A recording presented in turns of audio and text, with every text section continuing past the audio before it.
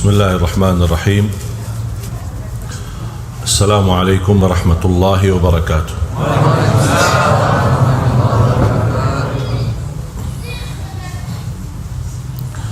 Alhamdulillahi rabbil alamin. Ashhadu an la ilaha illallah wahdahu la sharika lahu waliyus salihin. Wa ashhadu anna sayyidana wa nabiyyana Muhammadan abduhu wa rasuluhu as-sadiqul amin. Allahumma salli wa sallim wa barik ala sayyidina Muhammad wa ala alihi wa sahbihi wa man tabi'ahum bi ihsanin ila yaumiddin. Subhanaka la ilma lana illa ma 'allamtana innaka antal alimul hakim. Alhamdulillah wa syukrillah.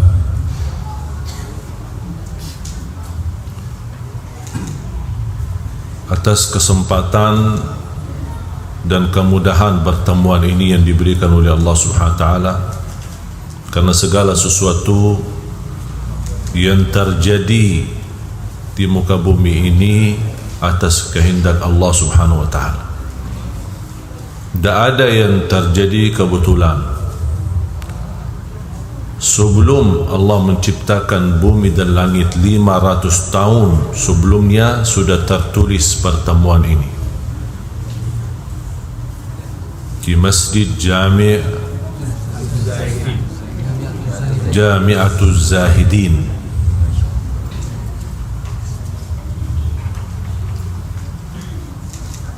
Para pengurus, takmir masjid, para imam, muazzin, para jamaahnya sekalian, semoga semua dimuliakan dan diberkahi Allah Subhanahu wa taala.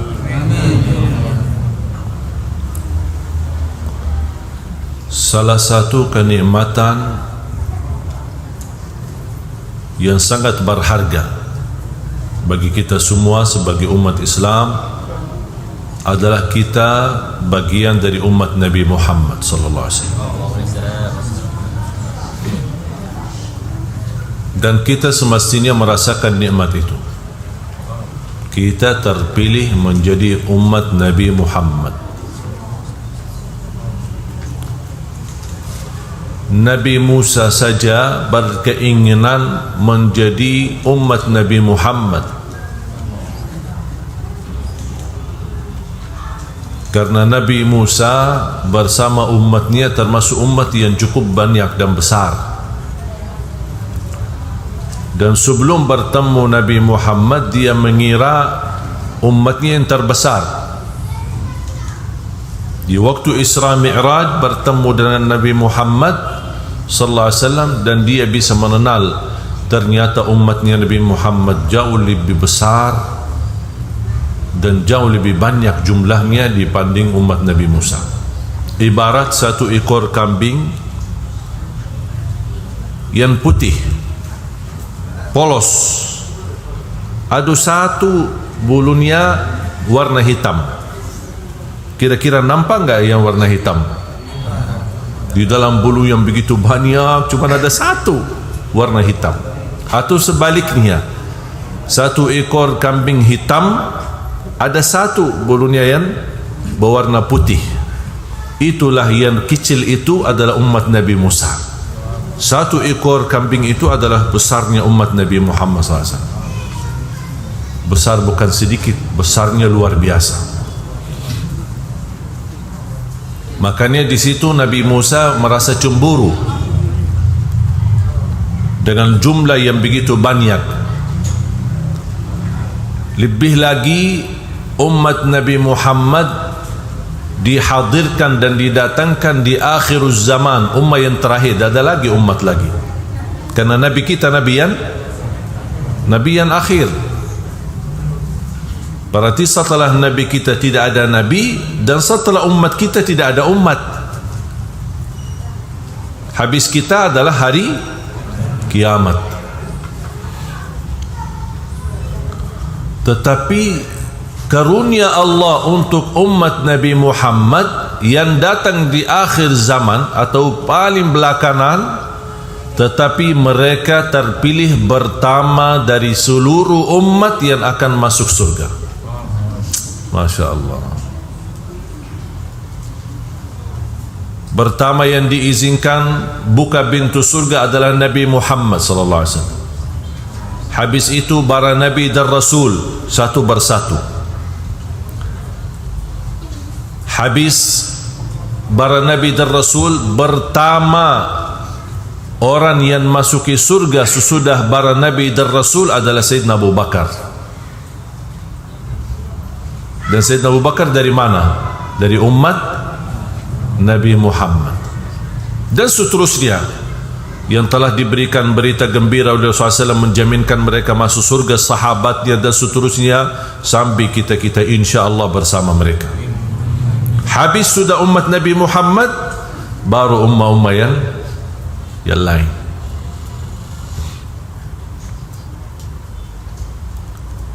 Dan salah satu kelebihan umat Nabi Muhammad sallallahu alaihi wasallam, kita akan bersama Rasulullah, karena Rasul sebelum masuk surga menunggu kita. Tak ada umat yang ditunggu oleh nabinya. Kita aja Nabi Muhammad yang menunggu kita. Bagaimana bisa Nabi Muhammad mentandai umatnya di dalam sekian banyak umat-umat yang lain? Coba kalau kita sekarang hitungan manusia katanya 5, 6 atau 7 miliar yang ada di bumi, yang muslim maupun non muslim. Bayangkan kira-kira kalau sekarang umat manusia kira-kira 6 atau 7 miliar, bayangkan berapa jumlah manusia dari zaman Nabi Adam sampai sekarang.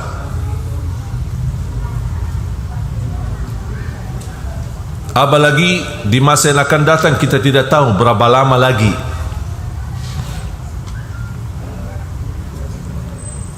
Bagaimana Nabi Muhammad SAW di hadapan miliaran manusia, puluhan umat, bagaimana bisa dia mengenal umatnya dan bisa menandai umatnya? Ternyata dari cahaya wudu dan salat. Tidak cukup syahadat, tidak cukup syahadat. Karena banyak orang berkata asyhadu an la ilaha illallah wa asyhadu anna Muhammadan Rasulullah, tapi tidak salat. Tidak ada cahaya, belum ada cahaya. Itu baru cahayanya di kalbu kalau kalimah ini. Tapi Rasulullah SAW kan tidak bisa lihat isi hati. Bagaimana bisa dikenal? Dari wajahnya, tangannya, kakinya ada cahaya. Cahaya apa? Cahaya wudunya. Dan tidak mungkin orang wudu tapi tidak salat. Ada enggak orang wudu tapi tidak salat? Suka jaga wudu tapi tidak pernah salat? Ada enggak? Mungkin ada orang salat tapi tidak wudu. Pernah enggak lihat ada orang salat tapi tidak wudu?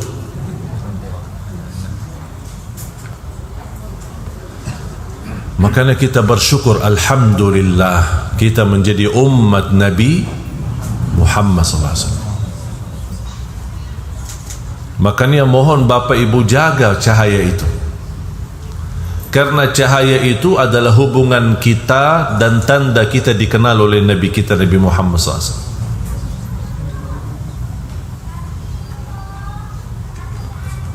Nabi Muhammad SAW menunggu kita di hadapan pintu. Buat apa Nabi Muhammad menunggu? Pertama, Nabi Muhammad ingin memimpin kita masuk bersama-sama di surga. Yang kedua, Nabi Muhammad SAW ingin membagikan minum air Al-Kautsar. Inna a'tainakal kautsar. Apa itu Kautsar? Sebuah air dari surga, hanya didapat oleh Nabi Muhammad dan umatnya. Warnanya lebih putih daripada susu, manisnya lebih manis daripada madu. Tapi air, bukan susu, bukan jus, air. Tapi subhanallah, keajaiban. Tidak bisa dibayangkan air kok warna putih, kok manisnya lebih daripada madu. Tidak bisa dibayangkan. Yang kita tahu, air itu ada rasa enggak? Tidak ada rasa, kosong. Tapi nanti bersama SAW beda. Bukan hanya rasa dan warna, tapi memiliki khasiat yang tidak dimiliki oleh air lain. Apa itu? Siapa saja yang sekali minum dari tangan Nabi Muhammad sallallahu alaihi wasallam nanti di hadapan surga, tidak akan butuh air lagi dan tidak akan haus lagi selama-lamanya. Subhanallah. Kita berapa kali haus? Minum air, haus lagi, minum air, haus lagi. Hari ini minum aqua, besok minum apa lagi, semua sama, haus lagi. Biar beli air yang mahal, haus lagi. Makanya jamaah sekalian, saya mohon tolong jaga cahaya itu. Jangan sampai kita memadamkan cahaya itu sendiri. Karena nanti di hari kiamat Nabi Muhammad tidak akan minta KTP Bapak Ibu,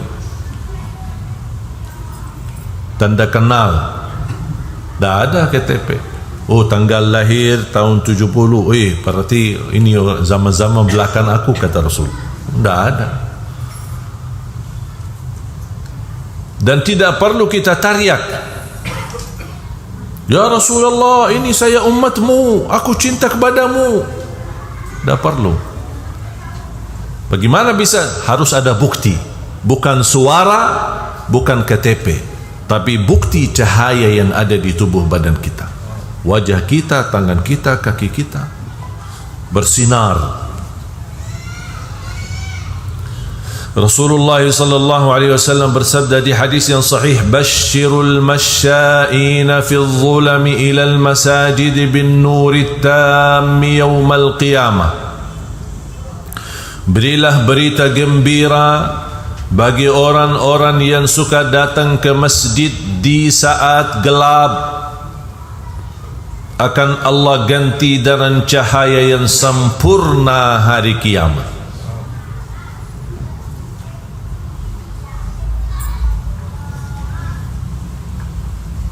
Berarti kita jaga salat, apalagi datang ke masjid di saat gelap, ada balasannya. Selain pahala 10 kali lipat, selain kita mendapatkan salat berjamaah lebih besar 27 kali lipat dibanding salat sendiri, selain kita setiap langkah satu derajat, satu langkah satu kebaikan, satu langkah menghapuskan dosa, dan langkah-langkah itu pulang pergi.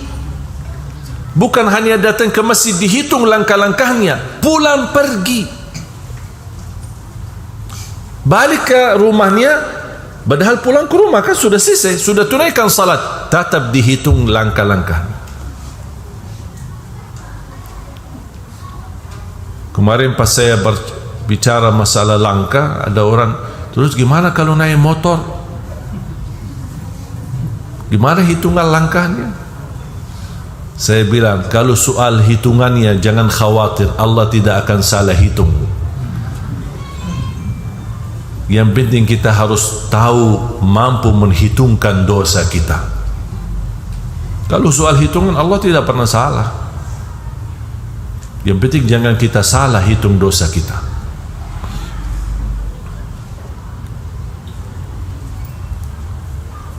Jamaah sekalian dimuliakan Allah Subhanahu wa taala. Selain itu semua, dapat bonus cahaya. Cahaya yang sempurna di hari kiamat. Ke masjid di salat subuh gelap enggak? Gelap. Tapi mau datang. Salat isya gelap enggak? Gelap. Tapi mau ke masjid. Makanya perjuangan ini, apalagi salat subuhnya, Perjuangan ini Allah hargai. Biasanya manusia suka ada rasa tidak nyaman. Mungkin tidak semua sama, mungkin ada yang takut, tapi kalau kita bicara umum, tidak nyaman jalan di waktu gelap. Apalagi orang kampung bisa lewat sawahnya atau lewat kebunnya, tidak ada jalan terang, tidak ada lampu, tidak ada listrik, tidak ada ini, merasa tidak nyaman. Tapi tetap mereka melangkah ke masjid. Maka coba lihat bapa-bapa, ibu-ibu yang usia lanjut, atau orang tua kita barangkali yang sudah tidak ada, kakek nenek kita, sampai usia tua sehat mereka, karena mereka tidak pernah tinggalkan salat dan tidak pernah tinggalkan ngaji bersama-sama. Kita biasa yasinan malam Jumat, mereka setiap malam yasinan. Bahkan sebelum maghrib mereka makan, habis maghrib sudah tidak boleh ada aktivitas selain ngaji. Duduk di musalla sambil menunggu isya, betul kan? Itu yang terjadi masa dulu. Kita sama juga, sibuk habis maghrib nonton sinetron, sama-sama sibuk. Makanya kita terbeban banyak persoalan, banyak masalah. Mereka hidupnya pas-pasan, orang dahulu kita hidupnya pas-pasan, tapi tidak pernah pusing, tidak pernah stres. Mungkin bahasa galau aja baru-baru muncul. Mungkin orang dulu tidak tahu apa itu galau. Dia fikir berbagai macam makanan. Sekarang coba, siapa yang tidak galau? Allah yang bikin galau? Tidak, kita yang bikin galau sendiri. Tinggalkan ngaji, tinggalkan masjid, yang malam jadi siang, yang siang jadi malam, main bermalam-malam TV, nonton bola, main catur, main PS, macam-macam sampai dekat subuh. Sudah dekat subuh ngantuk, tidak memfikirkan tahajud walaupun 2 rakaat, tutup witir, sudah tahajud walaupun 2 rakaat. Tidak, oh lagi capek, begal, mau istirahat sebentar. Kalau alasan salat subuh, bangun sudah kesiangan, ya Allah maafkan ketiduran, kurang ajar manusia. Itu kerjaannya sama Allah. Habis itu dia tanya, kenapa kok doa saya tidak dikabul? Hajat saya belum tuntas. Dia fikir perilakunya seperti ini setiap hari, dan dia pergi ke Habib, pergi ke Kiai, pergi ke makam sana, makam sini, minta dikabulkan. Tak bakal. Tak bakal. Tak bisa tawassul dengan para wali kalau perilakunya seperti ini. Usahakan perilaku sama seperti para wali, baru tawassulnya berguna, bermanfaat. Kita harus berbuat baik. Kita tidak boleh menggantungkan kebaikan, karena para wali tidak bisa mewakili kita salat. Tak bisa kita datang kepada seorang habib atau seorang kiai, Pak, saya malas salat, saya wakili bapak, tolong salatkan. Kata habib, insyaAllah saya kalau untuk mewakili kamu salat tak bisa, kalau mau disalati saya bisa.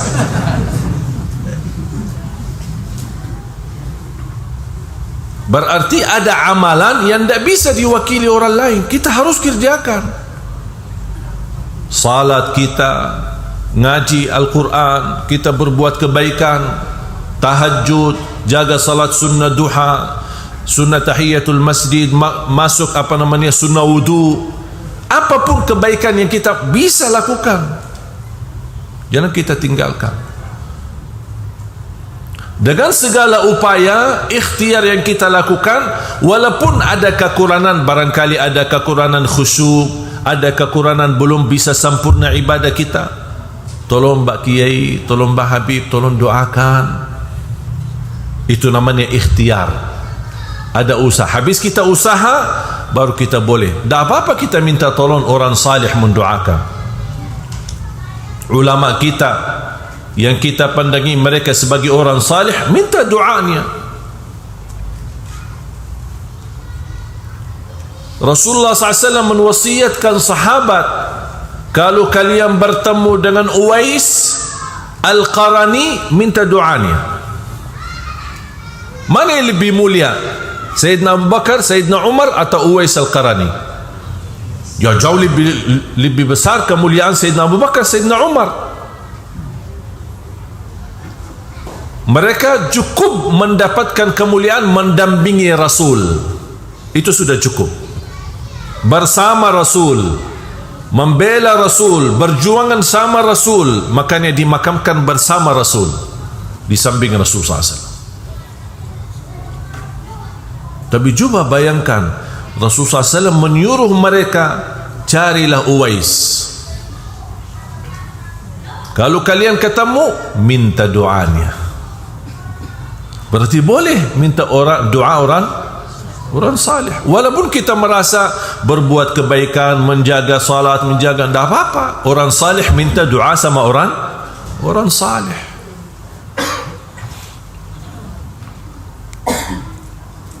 Apalagi di masa sekarang, di zaman global fitnah, kita sangat membutuhkan doa.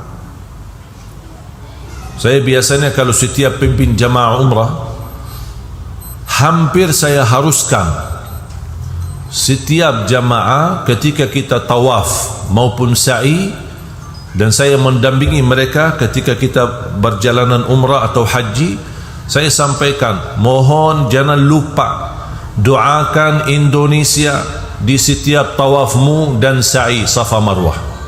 Doakan Indonesia. Minimal khususkan 1 kali tawaf, 1 kali sa'i Safa Marwah, 1 kali aja, 1 kali tawaf atau sa'i kita khususkan untuk negeri kita Indonesia. Karena negara kita juga butuh doa. Kemarin pas hari Merdeka kan ada tayangan di TVRI. Saya bersama Ustaz Yusuf Mansur doa untuk negeri. Di samping kita tausiah, sekalian kita doakan. Apalagi zaman sekarang, zaman fitnah, serba salah, bersoalan ekonomi, bersoalan politik. Kita doakan daripada kita hujat, kita lawan pemerintah, kita berbuat masalah, tidak ada habisnya.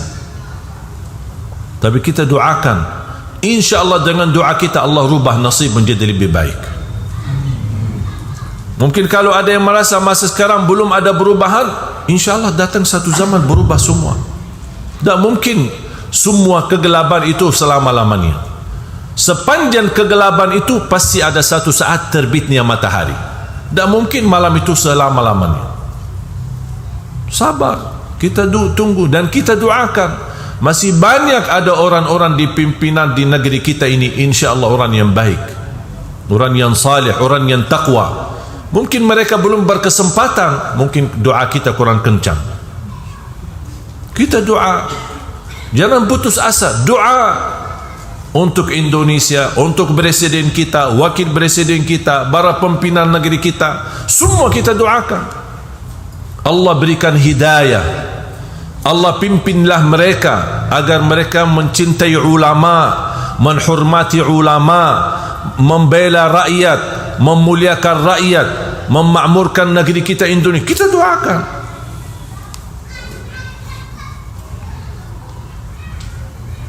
Menjadi ikhtiar.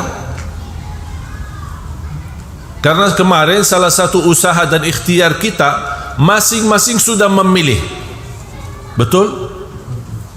Ada yang merasa tidak sesuai pilihannya, ada yang merasa sesuai pilihannya, ada yang merasa gagal, ada yang merasa kecewa. Berbagai macam perasaan muncul. Tapi bagaimana? Sudah selesai. Mau tidak mau, ini keadaannya. Terus jalan keluarnya doa. Bukan membuat bermusuhan, saling menjatuhkan, saling menhujat. Terus sampai kapan? Sedangkan kita lihat, coba lihat saudara kita di negara Arab, di Timur Tengah, gimana kondisi? Suriah habis, Libya habis, Yaman habis, Sudan, Irak, yang dikenal negara yang berminyak, yang terkaya, mata uangnya lebih mahal, sekarang tidak ada nilainya. Bahkan kalau ada orang bawa mata uang Irak, dinar, namanya dinar Irak, tidak terima, takut. Semua berubah. Tapi sayang sekali dan kasihan, keadaan mereka berubah tapi menjadi lebih buruk. Yang kita harap keburukan yang ada berubah menjadi lebih baik, bukan lebih buruk. Betul? Makanya di samping ikhtiar kita, selain doa, alhamdulillah kita membangun program mencetak 1 juta penghafal Al-Quran. Dan alhamdulillah program ini jalan. Dan alhamdulillah didukung oleh banyak para pejabat kita, para pimpinan negeri kita, banyak yang alhamdulillah mendukung, para kiai, para habaib sangat membantu program ini. Dan insyaallah termasuk membangun 100 markas untuk binaan 1 juta penghafal Al-Quran. Di antaranya insyaallah di tanah Riau ini. Dan selalu saya berdoa, ya Allah, aku mohon jangan cabut nyawa saya sampai terwujud 1 juta penghafal Al-Quran untuk Indonesia. Orang berkata Makkah dan Madinah pusatnya kedatangan Islam. Saya jawab, Indonesia pusatnya kebangkitan Islam untuk dunia. Harus kita percaya, jumlah kita bukan sedikit. Jumlah kita umat Islam terbesar di dunia. Tahu enggak arti terbesar di dunia? Sangat diperhatikan Indonesia. Makanya banyak musuh-musuh kita dalam negeri maupun di luar negeri berkeinginan menjatuhkan Indonesia. Bahkan kalau bisa dijatuhkan kata umat terbesar Islam di Indonesia. Mereka ingin menghabiskan kata itu, karena membuat mereka takut. Walaupun sayang sekali umat terbanyak begitu dan terbesar, tapi belum bersatu. Jangankan rakyat, mohon maaf, ulamanya aja belum bersatu. Gimana rakyat? Saya tidak berbicara pilihan atau berbeda pilihan atau berbeda pendapat. Itu kita harus wajib menghormati perbedaan. Tapi yang saya fikirkan, bermusuhannya sampai kapan?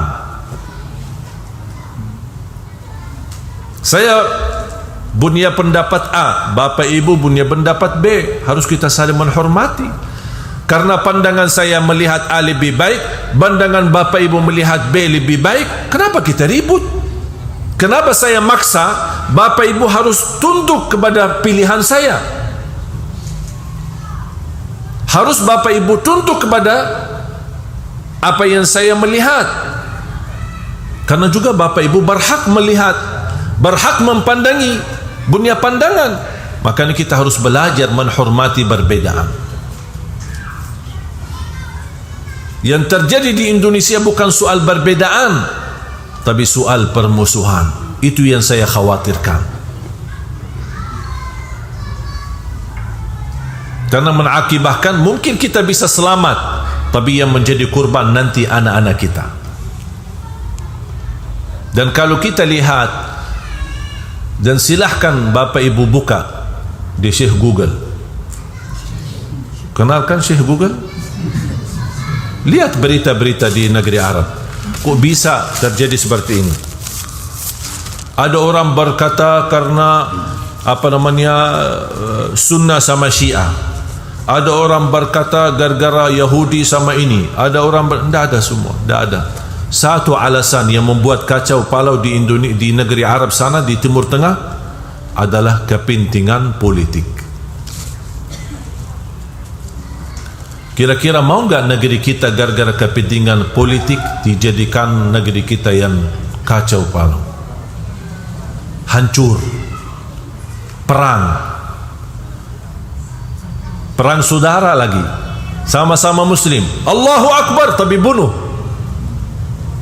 membunuh sesama, sama-sama takbir tapi saling membunuh. Na'udzubillah min dzalik.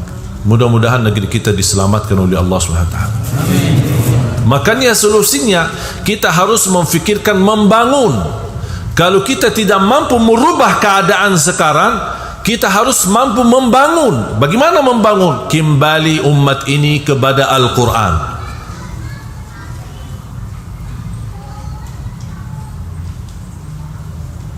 Ada orang teriak, kita mau kembalikan khilafah, harus kita bangun khilafah. Suruh baca suratul Fatihah aja tidak bisa.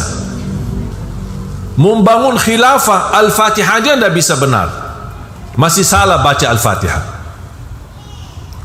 Umat ini tidak bisa ditolong oleh Allah selain dengan Al-Quran. Kunci keselamatan, kunci kemenangan, kunci kemakmuran, kunci dilindungi oleh Allah dari segala bahaya dan keburukan Al-Quran. Kalau kita batu dan tunduk kepada Al-Quran, semua bumi akan tunduk kepada kita. Bagaimana kita lihat umat Islam terbesar di dunia, 54% tidak bisa ngaji. Berarti lebih dari separuh rakyat Indonesia tidak bisa baca Quran. Malu enggak kita? Bagaimana kita bisa mendapatkan pertolongan Allah? Jangan-jangan kita selama puluhan tahun salat, tapi tidak ada satu pun diterima oleh Allah karena Fatihahnya tidak benar. Alhamdulillahi Rabbil Alamin, dia baca Alhamdulillahi Rabbil Alamin, rubah makna. Alhamdulillahi Rabbil Alamin, segala puji bagi Allah, dirubah Alhamdulillahi Rabbil Alamin, artinya Allah mati. Satu huruf ha jadi ha, rubah makna, batal salatnya. Dia tidak tahu. Makanya niat cita-cita saya semenjak Allah anugerahkan, sebenarnya Indonesia bukan pilihan saya, tapi barangkali Allah menanugerahkan, takdirkan saya diundang pertama kali 2008 untuk jadi imam tarawih di Jakarta, di salah satu masjid besar, Masjid Agung Sunda Kelapa. Dari situ alhamdulillah menjadi imam tarawih, nampaknya senang jamaah dan semakin ramai sampai heboh di media, di TV dan lain-lain. Waktu itu saya belum bisa bahasa Indonesia, cuma satu kalimat, bagus. Bagus. Alhamdulillah dapat diundang lagi. Nampaknya jamaah senang, tersentuh. Akhirnya minta sama pengurus masjid, kami minta lagi imam itu dari Madinah. Alhamdulillah 2009 saya jadi imam lagi, 2010 jadi imam lagi. Sering bola balik ke Indonesia sambil saya merasa betah di Indonesia, jatuh cinta Indonesia. Alhamdulillah di situ 2008 2009 mulai belajar. Walaupun masih ingat pertama kalimat yang saya belajar, apa kabar, bagus, mau kemana, aku cinta kepadamu. Itu aja yang saya hafal, tapi belum tahu artinya waktu itu. Itu aja, setiap ketemu orang, Assalamualaikum, apa kabar, bagus, mau kemana, aku cinta kepadamu. Orang bingung, apaan ini? Tapi alhamdulillah karunia dari Allah. Dan saya yakin apa yang saya dapat di Indonesia, di tanah air kita ini, karena berkahnya Al-Quran.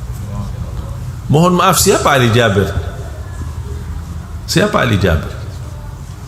Hamba Allah biasa, tapi karena ini dikenal. Bukan karena keluarga Ali Jabir, bukan karena salah satu paman saya adalah imam besar Masjidul Haram, dikenal Ali Jabir di Indonesia. Tidak ada kaitan, bukan karena nasab, bukan karena keturunan, bukan karena siapa-siapa, tapi karena berkahnya Al-Quran. Karena setiap bapak ibu barangkali menonton di acara TV membawa Al-Quran. Acara Hafiz Indonesia kan bersama Al-Quran, menjadi acara favorit. Yang ketika mulai acara ini banyak taruhan berkata tidak bakal lama acara ini, paling 1 tahun 2 tahun, habis itu tidak muncul lagi. Dan alhamdulillah bisa kita tunjukkan sampai titik ini masih acara Hafiz Indonesia menjadi acara yang terbaik di seluruh acara TV. Dan kita lihat anak-anak kita, jangankan membanggakan kita sebagai rakyat Indonesia, sampai di luar negeri diundang. Dan rata-rata anak di bawah 10 tahun. Dan semakin tahun berjalan, semakin jalannya acara ini, kita semakin semangat untuk berlomba-lomba untuk menwujudkan dan mencetak 1 juta menghafal Al-Quran. Dan alhamdulillah sudah menjadi kenyataan. Dan belakangan ini puluhan bahkan ratusan sudah. Betapa luar biasa perhatian umat kepada Al-Quran.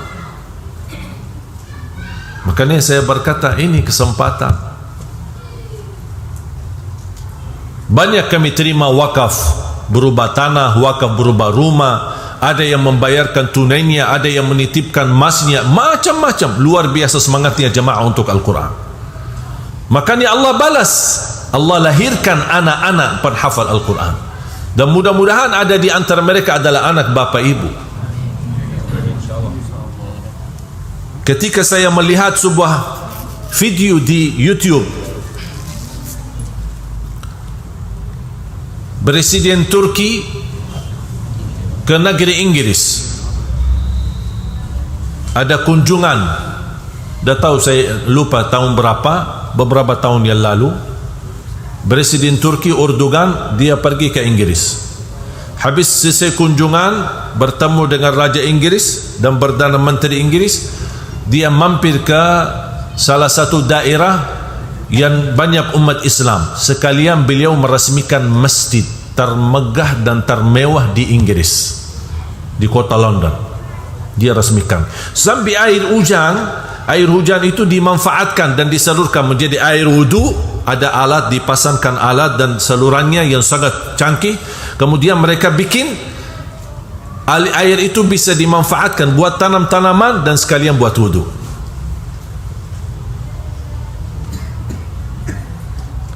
Dan listrik rata-rata dari tenaga matahari. Beliau resmikan. Yang membuat saya bangga, ketika di acara peresmian masjid tersebut diresmikan langsung oleh Presiden Turki di tanah negeri Inggris. Kemudian biasanya kan ada susunan acara kan, acara peresmian masjid atau sekolah kan ada bacaan Quran, ada sambutan dan lain sebagainya. Yang membaca tilawatul Quran di acara itu adalah Presiden Turki. Coba meresmikan masjid, membaca Al-Quran di tanah negara Inggris. Kira-kira rakyat Turki bangga tidak? Dan saya baca data dan sejarah kehidupan beliau, ternyata dia anak santri. Dan saya yakin tidak ada yang memiliki pesantren lebih besar dan lebih banyak daripada Indonesia. Indonesia terbesar pesantren di mana-mana. Makanya alhamdulillah kami bekerja sama dengan banyak pihak-pihak di Jawa. Alhamdulillah sudah membangun puluhan rumah tahfiz, beberapa pesantren, dan kemarin saja baru kita telah membangun pesantren baru di Cipanas, menjadi juga bagian dari 100 markas. Dan setiap anak-anak dan pemuda-pemudi di bawah binaan kami tamat hafal 30 juz, kami hadiahkan umrah. Tujuannya sebenarnya bukan umrah, tapi saya punya tujuan lain. Saya ingin anak-anak kita bisa setor hafalan dan bacaan di hadapan para imam besar di Tanah Suci. Karena saya ingin mereka diakui, jangan hanya di Indonesia tapi juga di Tanah Suci. Alhamdulillah rata-rata yang kami kirim ke sana, mereka berdiam di sana, setor hafalan, dan mereka kembali ke tanah air masing-masing sudah membawa sertifikat ijazah sanad yang sudah dibenarkan bacaannya, dibenarkan hafalannya, dan diizinkan menjadi guru ngajar karena bacaannya benar. Karena saya ingin tidak boleh banyak hafal tapi bacaannya kacau. Banyak orang hafal tapi bacaannya tidak benar. Saya tidak mau itu. Makanya terbangun program dari 5 metode. Baca Al-Quran dengan benar, perbaiki huruf. Yang kedua, tahsinut tilawah. Yang ketiga, menindahkan suara sama tajwid, walaupun suara kita membuat orang lain sakit kepala. InsyaAllah ada ilmunya bagaimana bisa menindahkan suara kita. Yang keempat adalah menguatkan hafalan, karena banyak keluhan jamaah, kita bisa hafal tapi cepat lupa. Ada enggak obatnya? Ada solusinya. Baru masuk ke metode inti, membaca Al-Quran di dalam salat maupun di luar salat sesuai bacaan Nabi Muhammad sallallahu alaihi wasallam. Iman ada ilmunya? Ada ilmunya. Mana ayat yang buat Nabi Muhammad nangis? Mana ayat yang membuat Nabi Muhammad senyum? Mana ayat membuat Nabi Muhammad berdoa dan bermunajat? Mana ayat yang Nabi Muhammad SAW mengulanginya berkali-kali sepanjang malam sampai terbitnya subuh dan menangis? Mana ayat yang membuat Nabi Muhammad takut? Mana ayat yang membuat Nabi Muhammad lebih khusyuk? Mana ayat yang dibacakan dalam salat sunnah? Mana ayat yang dibacakan di salat wajib, subuh, Jumat, apa saja? Semua sudah dijelaskan. Dan ini ada ilmunya. Makanya terbangun program 1 juta menghafal Al-Quran, karena saya mempandangi Indonesia adalah insya-Allah menjadi subur untuk melahirkan 1 juta menghafal Al-Quran. Program ini masih panjang, tapi terus kita berjuang. Karena saya memiliki keyakinan sepanjang apapun jarak perjalanan, kalau kita melangkah pasti akan sampai. Yang menjadi persoalan kalau tidak melangkah, melihat jauh, banyak, udah diam di tempat, tak bakal tercapai. Tapi sejauh apapun, anggap ratusan kilometer, kalau tidak melangkah, tidak ikhtiar, tidak usaha, tak bakal sampai. Dan inilah tujuan program 1 juta menghafal Al-Quran. Dan insya Allah akan datang satu waktu, akan keluar sebuah pengumuman, imam besar salat Idul Fitri dan Idul Adha, imam dan sekaligus khatib adalah Presiden Republik Indonesia. Wallahi saya yakin. Kenapa saya yakin? Karena pengalaman saya selama di Indonesia bersama Al-Quran, tak pernah merasa gagal. Tak pernah merasa gagal.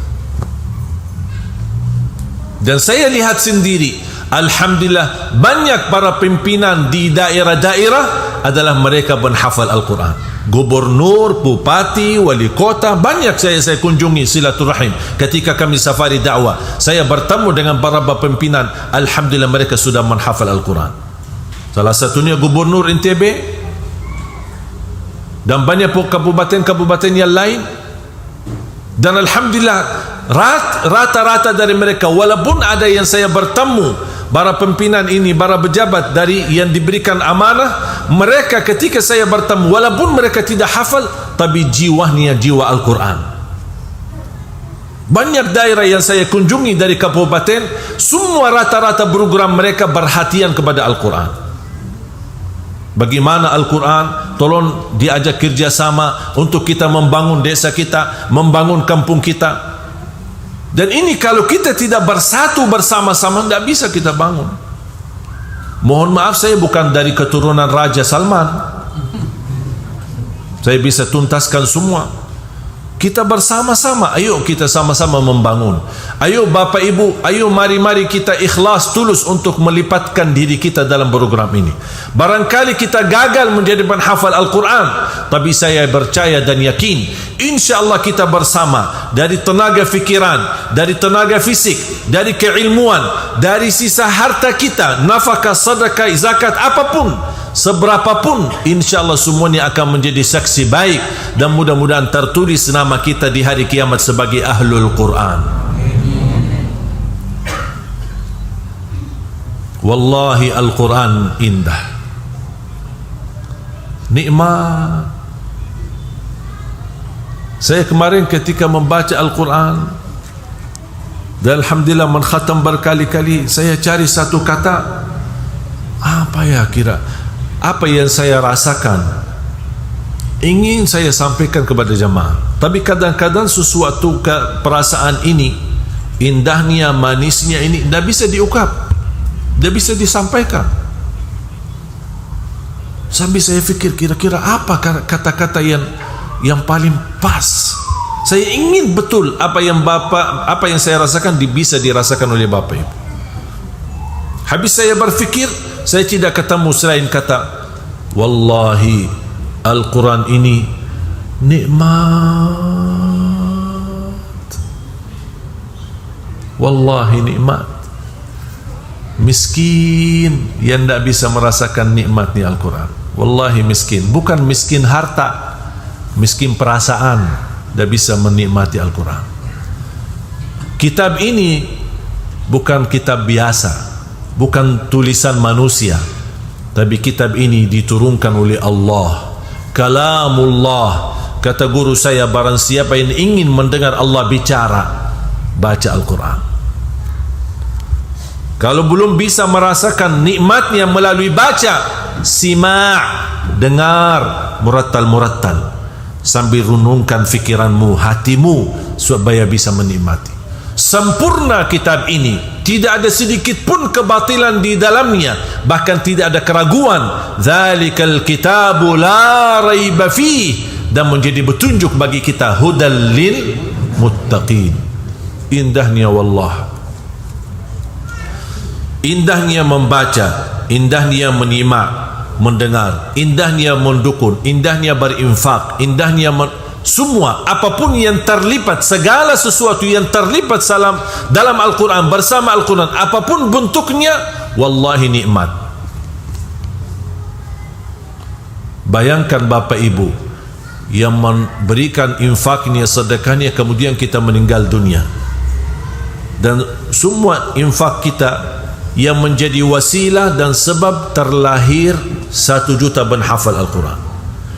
Dan anak-anak kita ini setiap hari dari pagi sampai malam baca Al-Quran. Berarti selama anda di dalam kuburan, Allah setorkan pahala bacaan mereka terus. Padahal kita sudah mati, tidak ada amalan lagi, tapi karena sedekah kita ternyata membawa manfaat. Dan saya kenal banyak anak-anak santri kita, subhanallah, sambil saya kagumi, ada di antara mereka wallahi tekad tingginya jauh lebih besar daripada saya sendiri.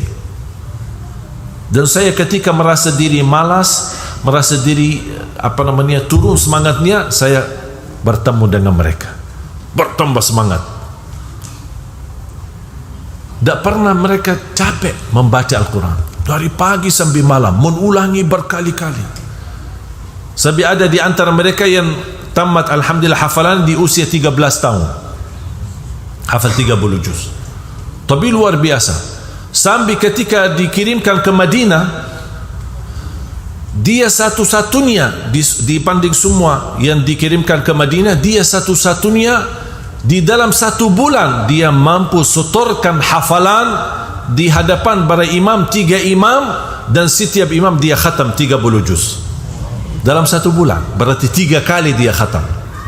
Saking begitu luar biasa tekadnya dan keinginannya besar. Dan masih muda. Ini sekarang mungkin usianya 15. Baru ini cerita belum lama. Makanya jamaah sekalian, mohon doa restu, mohon dukungannya untuk program 1 juta penghafal Al-Quran. InsyaAllah terlahir dari tanah Riau ini, InsyaAllah penghafal Al-Quran. Cita-cita saya dan harapan saya, setiap masjid InsyaAllah memiliki imam penghafal Al-Quran 30 juz. Bahkan keindahan bacaan mereka adalah sama dengan keindahan bacaan para imam-imam besar di tanah suci. Kita masuk ke masjid, mendengar suara imam kita, Masya Allah, rasanya kayak lagi di tanah suci.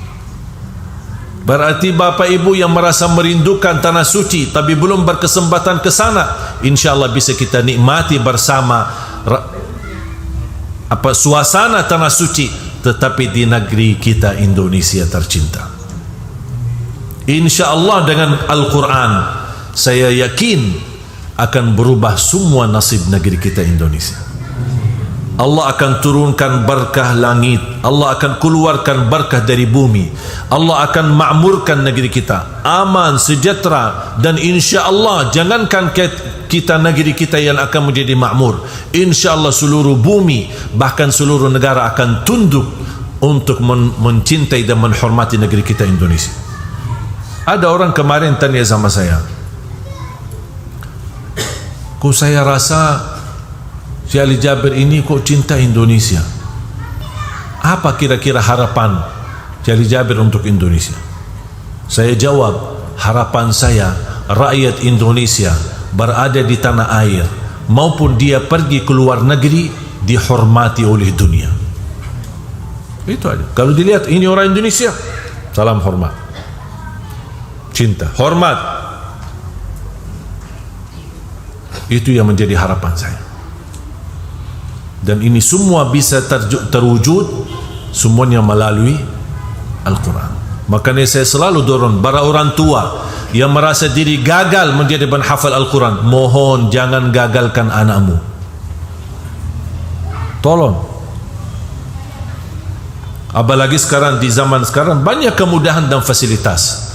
Quran warna-warni, ada terjemahannya, ada tajwidnya, setel kad bacaannya, sampai anak-anak mainan anak-anak pun ada sekarang banyak program hafal Al-Quran. Silahkan nonton di YouTube. Kalau Barkana menjadi pelanggan di YouTube, ada satu channel kami bikin adalah Hafiz dan Hafizah.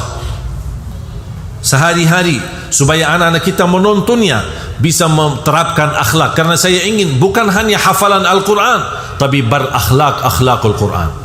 Buka di YouTube Hafiz dan Hafizah. Sehari-hari mereka, bagaimana mereka bisa mengobati keburukan akhlak, bagaimana bisa menanamkan akhlak yang mulia, bagaimana bisa menanamkan jiwa Al-Quran dalam hati mereka dan sehari-hari mereka. Ini menjadi salah satu upaya.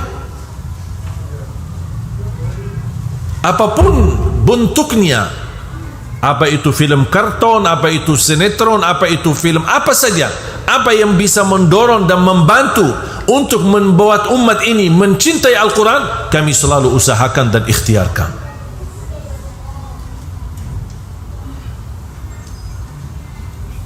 Sampai insyaAllah kita akan masih sempat kita berdialog dengan sahabat saya Rafi Ahmad. InsyaAllah munculnya satu program bersama beliau untuk perhatikan program Al-Quran. Banyak, alhamdulillah saya melihat luar biasa karunia Allah Subhanahu wa taala. Para artis pun mereka memperhatikan Al-Quran. Sahabat saya Irfan Hakim luar biasa, ngajinya tidak ada hentinya. Walaupun beliau tidak pernah menampakkan diri dalam ketika mengaji, saya sering memperhatikan. Dari acara ke acara dalam perjalanan dia selalu baca Al-Quran diam-diam di mobilnya.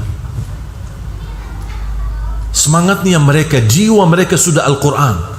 Makanya ayo kita mari bersama-sama. Dan insya Allah, Allah akan berikan keberkahan. Kalau kita tidak dapat apa-apa dari Al-Quran, hanya keberkahan, itu sudah cukup. Berkah umur, berkah rizki, berkah keluarga, berkah sehari-harinya, mau apa lagi?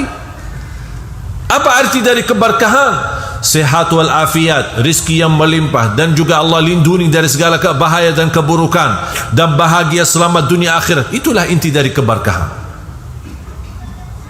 Dan mudah-mudahan Bapak Ibu semuanya menjadi ahlul Quran dunia dan akhirat. Cintailah Al-Quran, jangan bosan bersama Al-Quran. Sehari-harimu jangan lewat, harus selalu bersama Al-Quran. Walaupun ibu-ibu yang mohon maaf sedang halangan tidak ngaji, tolong simak, dengar.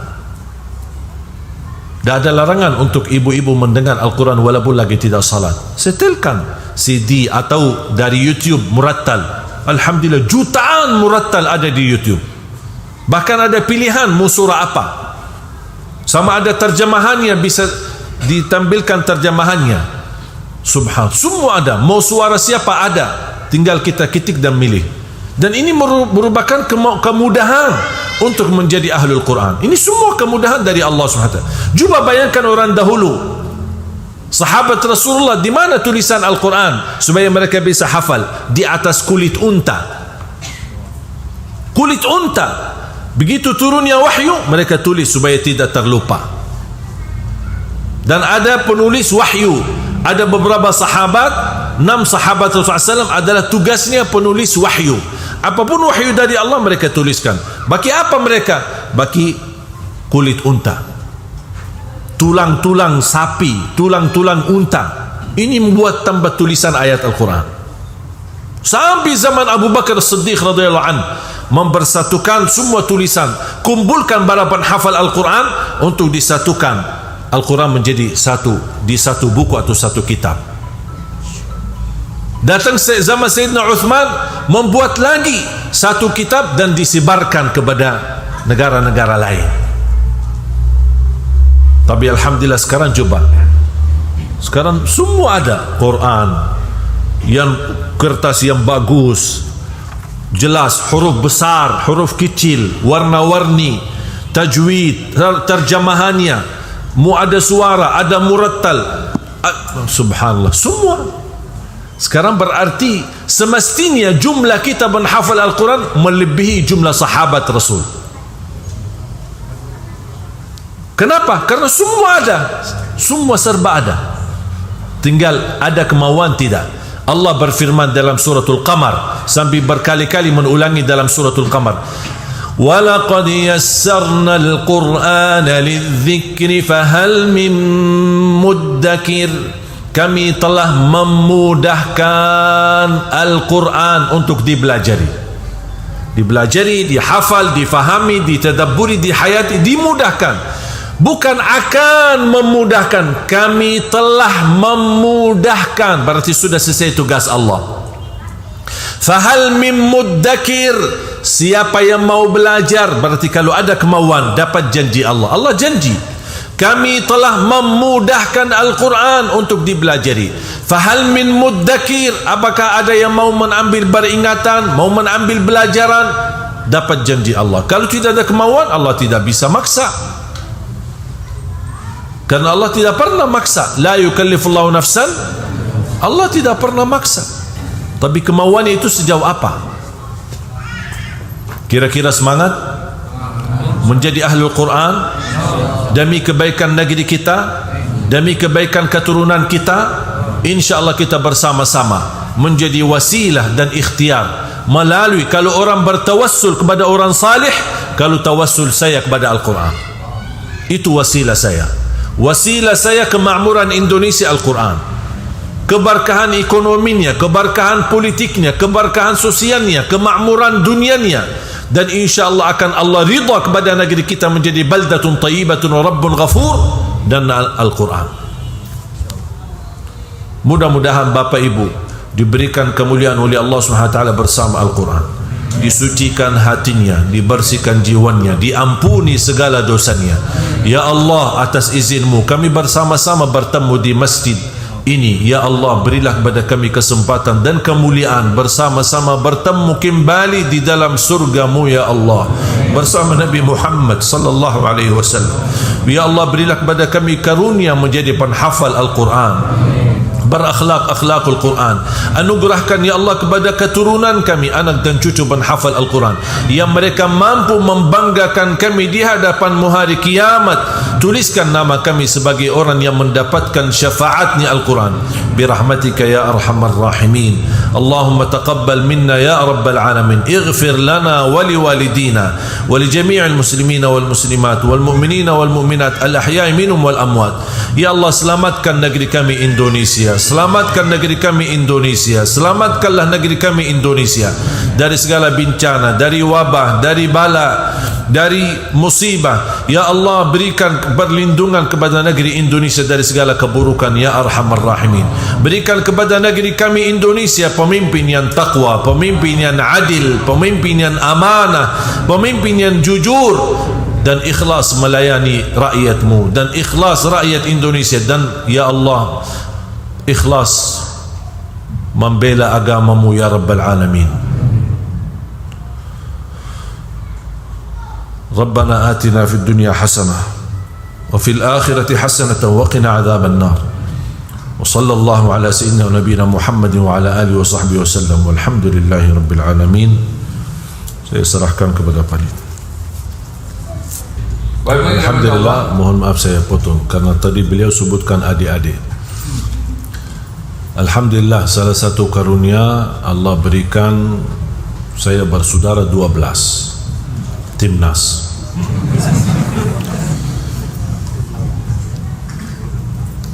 Alhamdulillah, dari 12, 9 laki 3 perempuan, sudah ada 10 penghafal Al-Quran 30 juz.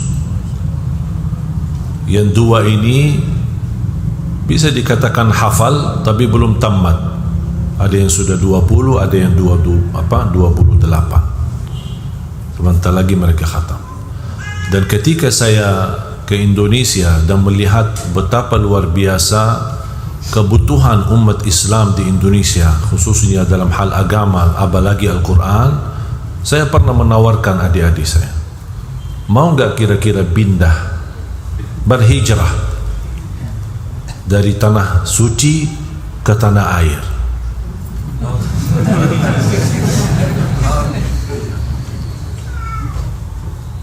Tapi saya tidak bisa menjanjikan apa-apa.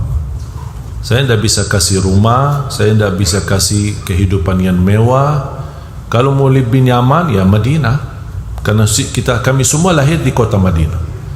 Kalau mau kita kata suci, ya Madinah. Mau kita bicara keberkahan, ya Madinah. Indonesia yang ada cuma orang Indonesia yang baik hati. Tidak ada selain itu. Mau enggak datang bantu? Karena saya sangat membutuhkan dukungan dari adik-adik. Alhamdulillah, respon mereka sedikit satu persatu, sampai alhamdulillah saya menghadirkan. Sekarang ada di Indonesia ada 7. Bahkan ada yang saya sudah jodohkan di Indonesia. Ada 3 laki-laki sama 1 perempuan saya sudah nikahkan di Indonesia, sama orang Indonesia. Jangan khawatir Bu, masih ada lagi. Jadi alhamdulillah dengan kehadiran mereka di sini sangat terbantu. Ketika membangun yayasan, semua adik-adik saya yang terlibat ikut membantu. Ada yang manajemennya, ada yang sehari-harinya, pengawasnya, semua adik-adik saya sendiri. Yang mereka luar biasa bekerja keras. Kalau kita membangun, mereka yang turun. Karena mungkin saya tidak bisa setiap titik dan setiap ini, alhamdulillah adik-adik saya bisa. Bahkan beberapa hari kemarin sampai hari ini adik saya Syekh Muhammad berada di tanah Riau, tapi beliau di sana agak sedikit jauh. Dan alhamdulillah ini semua karunia dari Allah.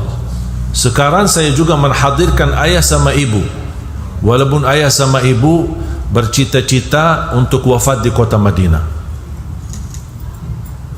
dan mereka datang ikut juga membantu. Saya bukan dari keluarga penghafal Al-Quran. Ayah sama ibu saya awam, bukan mereka penghafal, orang awam biasa. Ibu saya sampai usia 40 tahun belum bisa baca Quran. Coba bayangkan. Ayah saya belajar sekolah sampai kelas 3 SD. Ibu saya tidak pernah sekolah. Tapi kesabaran mereka, Allah lahirkan alhamdulillah penghafal Al-Quran. Sekarang anaknya sendiri menjadi guru untuk orang tuanya. Sekarang ayah sama ibu saya dua-duanya alhamdulillah hafal Al-Quran. Makanya mereka datang, walaupun hanya sebatas tahsinu tilawah, memimpin bapak-bapak dan ibu-ibu, termasuk adik-adik saya yang perempuan. Sekarang sudah adik saya di sini yang perempuan ada 3 yang hadir di sini untuk membantu. Karena banyak akhwat yang awal-awal ketika mulai acara program ini agak mungkin sedikit merasa tidak nyaman. Gurunya laki-laki yang muridnya adalah perempuan, dia merasa tidak nyaman. Banyak alhamdulillah yang sudah hafal, tapi makanya kita hadirkan adik-adik. Alhamdulillah mereka bisa bersama-sama perempuan, sama-sama perempuan, dan mereka bisa banyak belajar. Mohon doa restu. Sekarang saya lagi rayu adik saya Dia sudah doktor di apa namanya, di Masjid Nabawi, dan beliau sebagai sangat mendalami ilmu hadis dan ilmu warisan faraid, ilmu warisan. Beliau luar biasa hafal, sangat hafal. Jadi kalau ada pertanyaan dari jamaah kepada saya selalu tanya sama dia, padahal dia adik saya nomor 9, tapi ilmunya lebih besar daripada saya. S2 2 kali, kemudian sampai ke S3, dan sampai sekarang dia belum nikah. Dia lebih banyak hobinya ilmu, nikah sama ilmu. Sekarang usianya 33, 34. Saya sedang merayu dia untuk datang. Diberikan kepercayaan oleh kerajaan kursi ulama di Masjid Nabawi untuk mengajar.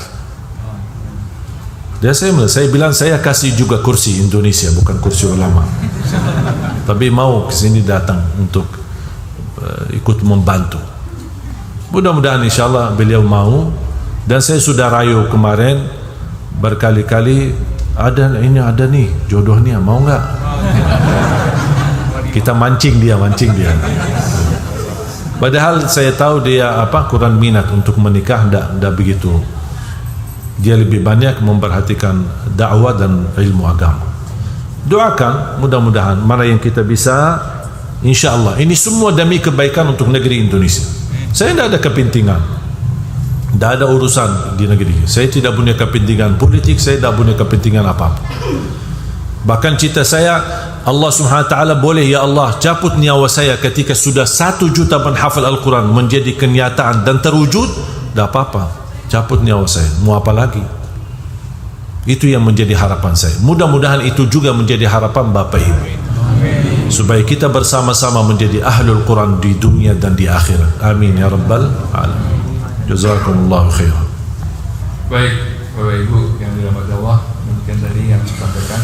Dan hari ini seperti yang disampaikan beliau dalam program 1 juta penghafal Al-Quran, beliau membawa beberapa hadiah dari Makkah Madinah yang diwakafkan ke keluarga beliau untuk bisa diwakafkan lagi kepada para jamaah dalam bentuk siapa yang ingin bersedekah terbaik guna membangun 100.